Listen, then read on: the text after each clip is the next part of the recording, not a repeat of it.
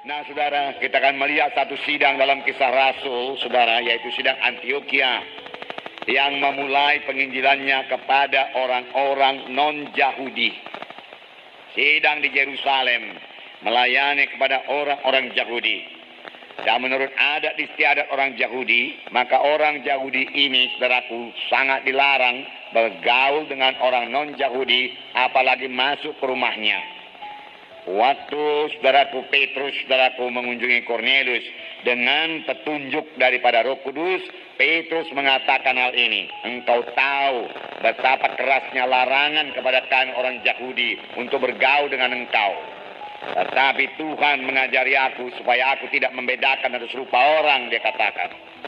Oleh sebab itu Petrus pun datang ke rumah Kornelius dan mengabarkan Injil. Dan pada waktu Petrus mengabarkan Injil, Roh Kudus turun dan orang-orang di rumah Kornelius penuh dengan Roh Kudus dan mereka berkata-kata dalam bahasa roh dan bernubuat. Amin, saudara.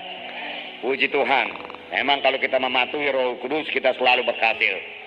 Ya, kelihatannya sidang Antioquia ini diberkati Tuhan. Sidang Antioquia bertumbuh dengan pesat. Sidang Antioquia tidak kurang suatu apa.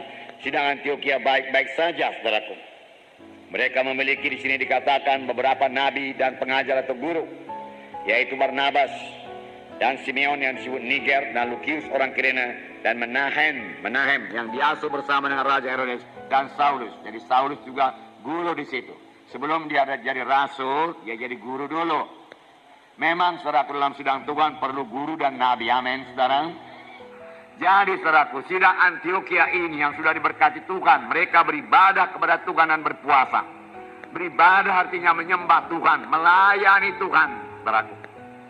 Kalau kita mau melayani jiwa-jiwa, kita harus lebih dahulu melayani Tuhan. Amin. Beribadah di sini bukan berdoa minta ini, minta itu, minta berkat, tidak. Tapi mereka membesarkan Tuhan, memuliakan Tuhan, meninggikan Tuhan, menjunjung tinggi nama Tuhan. Saudaraku, mereka beribadah kepada Tuhan dan berpuasa. Dan apa, saudaraku?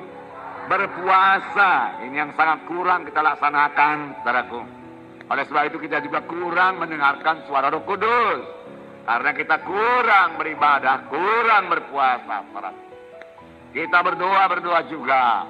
Tapi ya, mudah-mudahan doa kita jangan lagi doa minta-minta saja melulu, saudaraku. Kita beribadah kepada Tuhan, kita menyembah Tuhan, kita melayani Tuhan, saudaraku. Itu beribadah kepada Tuhan. Dan berpuasa, firman Tuhan berkata, maka berkatalah Roh Kudus. Setelah mereka beribadah kepada Tuhan, setelah mereka berpuasa, Roh Kudus mulai menunjukkan jalan, mulai menuntun sidang tersebut, mulai memberikan petunjuk kepada sidang Antioquia, langkah-langkah apa lagi yang harus mereka ambil supaya sidang bertumbuh. Saudaraku, sidang bukan hanya pada satu tempat saja, sidang harus menginjil, saudaraku. Berpuasa, saudara, biarlah kita juga belajar puasa ini, tidak makan, tidak minum, saudaraku. Ya, sebisa-bisanya 24 jam. Kalau saudara belum bisa 24 jam, saudaraku, tidak makan, tidak minum, silakanlah minum air putih sedikit, saudara. Saudara bisa tahan, saudaraku. Di kali berikutnya, saudaraku, saudara boleh kurangi minumnya, saudaraku. Lama-lama, saudaraku, dalam tempo 24 jam, saudara tidak perlu air dan tidak perlu makanan. Saudara bisa puasa dengan baik dan bersekutu dengan baik dengan Tuhan. Dalam puasa kita perlu bersekutu dengan Tuhan. Tentunya sidang Antioquia ini waktu dia beribadah kepada Tuhan dan berpuasa dia bersekutu dengan Tuhan. Itu sebabnya dia mendengar suara Roh Kudus. Amin. Apakah firman Tuhan disampaikan melalui nubuat? Saudaraku, tidak dituliskan di sini. Pokoknya mereka semua mendengarkan suara Tuhan. Bisa juga melalui nubuat, karena di sini dikatakan di sidang Antioquia ini ada beberapa nabi dan guru. Jadi nabi itu bisa bernubuat. Bukan pula berarti kalau sudah bisa bernubuat sudah nabi. Tidak, saudaraku. Kadang-kadang saya bernubuat juga, saudara. Tapi saya bukan nabi, saudaraku. Semua kamu boleh bernubuat, firman Tuhan berkata. Amin. Dan biasanya dapat Bapak besar Roh Kudus juga dia bisa bernubuat. Tetapi bukan berarti kalau sudah bernubuat sudah nabi. Tapi kalau seorang nabi harus dapat bernubuat. Amin. Nah, saudara yang kasih dalam nama Yesus, berpuasa artinya menyangkal diri, tidak makan, tidak minum. untuk mencari kehendak Tuhan. Banyak orang tidak tahu kehendak Tuhan. Banyak orang tidak mendapat petunjuk dari Tuhan, saudaraku. Dia tidak tahu langkah apa yang akan diambil selanjutnya. Untuk itu dia perlu puasa dan beribadah kepada Tuhan dan menyembah Tuhan, membesarkan Tuhan, meninggikan Tuhan, memuji Tuhan, menyembah Tuhan. Setelah dia beribadah kepada Tuhan. Dalam berpuasa itu kita berduka cita. Mengapa kita berduka cita?